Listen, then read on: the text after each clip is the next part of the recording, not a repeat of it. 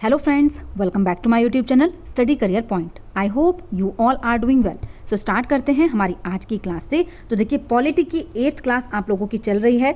8th class का 4th chapter हम लोग यहाँ पर करेंगे जिसका नाम है न्यायपालिका। देखिए इससे पहले जो चैप्टर हम लोगों ने किया है संसद और कानून का निर्माण किस तरीके से हुआ, तो उस चीज़ पर हमने लास्ट क्लास में बात की थी।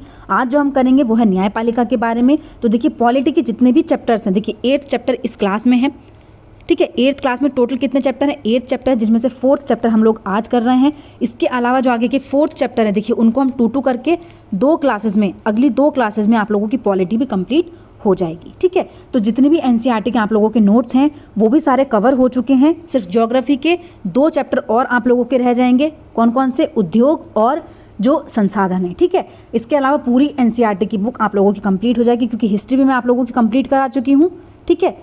पॉलिटी और ज्योग्राफी भी आप लोगों की कंप्लीट होने वाली है। सिर्फ 2 से 3 क्लासेस आप लोगों की रह गई हैं। इसके अलावा देखिए जो प्रीवियस ईयर के क्वेश्चन पेपर हैं इनकी भी सीरीज चल रही है। ये क्वेश्चन भी ज़रूर लगाते रहिए, आप लोगों को पता चलेगा एग्जाम में किस तरीके से चीज़ें पूछी गई हैं। स्टार्ट करते हैं। देखिए आज न्यायपालिका पढ़ते हैं यहाँ पर। तो देखिए सरकार का अंग होने के नाते न्यायपालिका भी भारतीय लोकतंत्र की व्यवस्था बनाए रखने में अहम भूमिका निभाती है।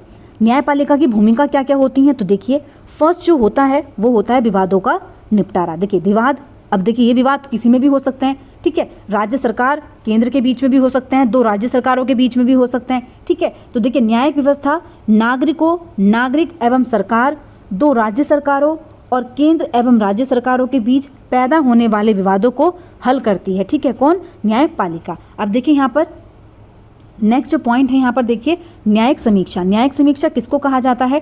तो देखिए संविधान की व्याख्या का अधिकार मुख्य रूप से न्यायपालिका के पास ही होता है। संसद द्वारा पारित कोई भी कानून संविधान के आधारभूत ढांचे का उल्लंघन करता है तो वह इस कानून को रद्द कर सकती है। देखिए क्या चीज़ बोली गई है कि संसद द्वारा अगर कोई भी कानून पारित होता है, अगर वो कानून संविधान के आधारभूत ढांचे का, देखिए जो पहले से चीज़ें लिखी गई हैं अगर उसका उल्लंघन करता है तो जो कानून है इस कानून को जो न्यायपालिका है वो क्या कर सकती है? रद्द कर सकती है, और इसे ही न्यायिक समीक्षा कहा जाता है, ठीक है। नेक्स्ट पॉइंट है देखिए कानून की रक्षा और मौलिक अधिकारों का क्रियान्वयन। अगर देश के किसी भी नागरिक को ऐसा लगता है कि उसके मौलिक अधिकारों का उल्लंघन हुआ है तो वह न्यायालय में जा सकता है, ठीक है। अगर किसी भी व्यक्ति के किसी भी मौलिक अधिकार का उल्लंघन होता है तो वो न्यायालय में जा सकता है। और देखिए जो हमारे यहाँ का भारत का सर्वोच्च न्यायालय है उसकी स्थापना 26 जनवरी 1950 को की गई थी।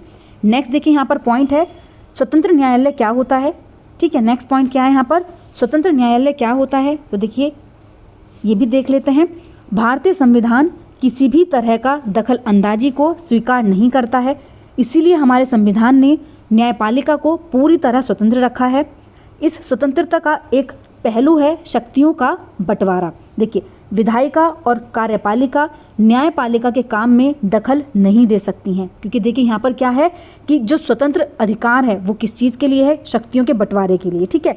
जो काम अगर न्यायपालिका का है तो वो न्यायपालिका ही करेगी, ठीक है। तो यहाँ पर क्या है, इसका जो मेन पहलू है वो क्या है? शक्तियों का बंटवारा, ठीक है। अब देखिए विधायिका और कार्यपालिका न्यायपालिका के काम में दखल अंदाजी नहीं कर सकती है। अदालतें सरकार के अधीन नहीं हैं, न ही वे सरकार की ओर से काम करती हैं। नेक्स्ट पॉइंट है न्यायपालिका देश के नागरिकों के मौलिक अधिकारों की रक्षा में अहम भूमिका निभाती है। नेक्स्ट देखिए यहाँ पर पॉइंट है भारत में अदालतों की संरचना कैसे है? तो देखिए कैसी है, हमारे देश में 3 अलग अलग स्तर पर अदालतें हैं। देखिए फर्स्ट अगर हम यहाँ पर बात करें तो सबसे पहले होती है सर्वोच्च न्यायालय। यह देश की सबसे बड़ी अदालत है जो नई दिल्ली में स्थित है। देश के मुख्य न्यायाधीश सर्वोच्च न्यायालय के मुखिया होते हैं। देखिए जो मुख्य न्यायाधीश होते हैं वो सर्वोच्च न्यायालय के मुखिया होते हैं। इसके अलावा देखिए सर्वोच्च न्यायालय के फैसले देश के बाकी सारी अदालतों को मान्य होते हैं, ठीक है। नेक्स्ट पॉइंट यहाँ पर है देखिए उच्च न्यायालय।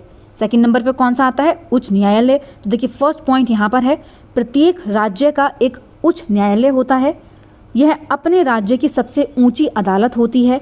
आज देश भर में देखिए 25 उच्च न्यायालय हैं। कितने हैं? 25 उच्च न्यायालय हैं।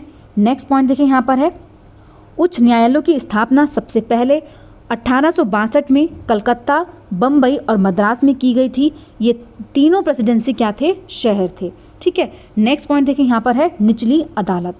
कौन सा है? निचली अदालत। अब देखिए जिन अदालतों से लोगों का सबसे ज़्यादा ताल्लुक होता है उन्हें अधीनस्थ न्यायालय या फिर जिला न्यायालय कहा जाता है। देखिए जो हर जिले में आप लोगों को मिलती है ये क्या होती है? निचली अदालतें होती हैं।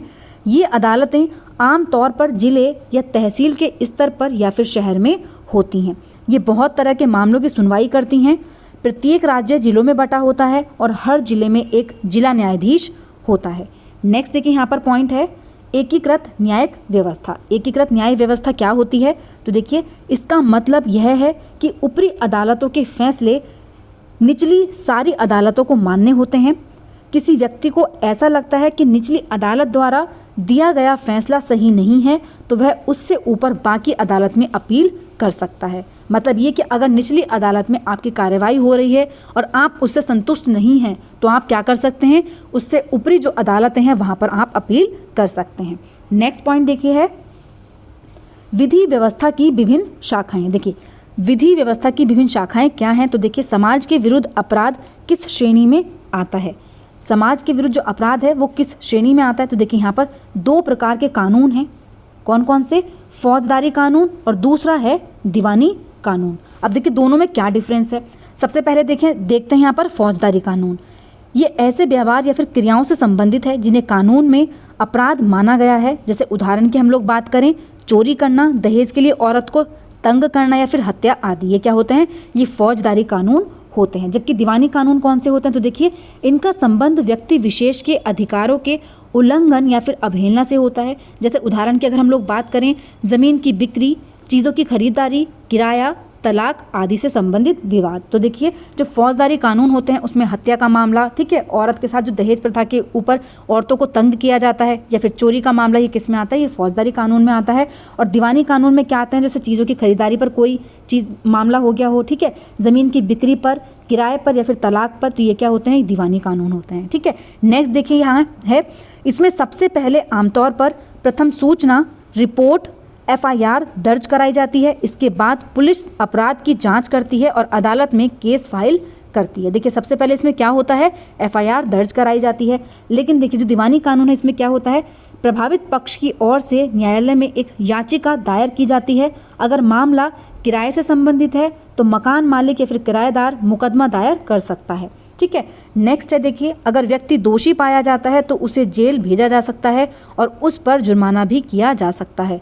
अब इसमें क्या है? देखिए दीवानी कानून में अदालत राहत की व्यवस्था करती है। उदाहरण के लिए अगर मकान मालिक और किराएदार के बीच विवाद है तो अदालत यह आदेश दे सकती है कि किराएदार मकान को खाली करे और बकाया किराया चुकाए। मतलब इसमें सज़ा की कोई गुंजाइश नहीं होती। यहाँ पर क्या है कि मामलों का निपटारा किया जाता है और यहाँ पर क्या है कि अगर दोषी पाया जाता है तो उसको जेल भी भेजा जा सकता है। इसके अलावा उस पर जुर्माना भी लगाया जा सकता है। ठीक है। तो ये दो प्रकार के कानून थे, फौजदारी कानून और दीवानी कानून।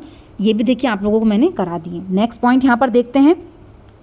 देखिए क्या हर व्यक्ति अदालत की शरण में जा सकता है? देखिए क्या हर व्यक्ति अदालत की शरण में जा सकता है? तो देखिए फर्स्ट पॉइंट यहाँ पर है सिद्धांत है भारत के सभी नागरिक देश के न्यायालयों की शरण में जा सकते हैं। इसका अर्थ है कि प्रत्येक नागरिक को अदालत के माध्यम से न्याय मांगने का अधिकार है। नेक्स्ट पॉइंट है 1980 के दशक में सर्वोच्च न्यायालय ने जनहित याचिका PIL की व्यवस्था विकसित की थी। न्यायालय किसी भी व्यक्ति या संस्था को ऐसे लोगों की ओर से जनहित याचिका दायर करने का अधिकार दिया जिनके अधिकारों का उल्लंघन हो रहा है। ठीक है। नेक्स्ट पॉइंट यहाँ पर है देखिए सर्वोच्च न्यायालय ने न्याय तक ज़्यादा से ज़्यादा लोगों की पहुँच स्थापित करने के लिए प्रयास किया है। बंधुआ मजदूरी से मुक्ति के लिए भी जनहित याचिका का भी इस्तेमाल किया गया था। मिड डे मील की शुरुआत जनहित याचिका के फलस्वरूप ही की गई थी। देखिए जो मिड डे मील हर गवर्नमेंट स्कूल में आप लोगों ने स्कीम देखी होगी। ठीक है कि जब आप प्राइमरी स्कूल्स में जाते हो, गवर्नमेंट स्कूल जो होते हैं वहाँ पर मिड डे मील की शुरुआत की गई है कि बच्चों को वहाँ पर खाना खिलाया जाता है। ठीक है। तो ये जो शुरुआत की गई थी ये भी किस वजह से की गई थी? जनहित याचिका के फलस्वरूप ही की गई थी। ठीक है। और लास्ट पॉइंट देखिए यहाँ पर है कि गरीबों के लिए आवास। तो देखिए ये जो लास्ट पॉइंट आप लोगों का था वो किस चीज़ के बारे में था? तो वो था क्या हर व्यक्ति अदालत की शरण में जा सकता है। तो देखिए ये पॉइंट भी आप लोगों का क्लियर हो चुका होगा। तो देखिए जितने भी पॉइंट्स इस चैप्टर से बन सकते थे वो सारे मैंने आप लोगों को करा दिए हैं। क्योंकि देखिए जो 8th क्लास है वो पेडागोजी के पर्सपेक्टिव से भी बहुत ज़्यादा इंपॉर्टेंट है, क्योंकि यहाँ से पेडागोजी के क्वेश्चंस भी आते हैं, इसके अलावा content based theory based question तो आते ही हैं, ठीक है। तो दोनों तरीके से जो पॉलिटी है वो काफ़ी इंपॉर्टेंट हो जाती है आप लोगों के एग्जाम के लिए, ठीक है। तो आज का चैप्टर देखिए यहीं पर कंप्लीट होता है। जितनी भी थ्योरी हो सकती थी इस चैप्टर से वो सारी मैंने आप लोगों को करा दी है। सिर्फ 4th चैप्टर और आप लोगों के बचे हैं जो मैं आप लोगों को 2-2 करके करा दूंगी। सिर्फ 2 क्लासेस और बची हैं और आप लोगों की पॉलिटी भी कंप्लीट हो जाएगी, ठीक है। तो आज की क्लास यहीं पर कंप्लीट करते हैं। अगर आप लोगों को मेरी क्लास अच्छी लगी हो तो प्लीज़ मेरे चैनल को लाइक करें, सब्सक्राइब करें और शेयर करें।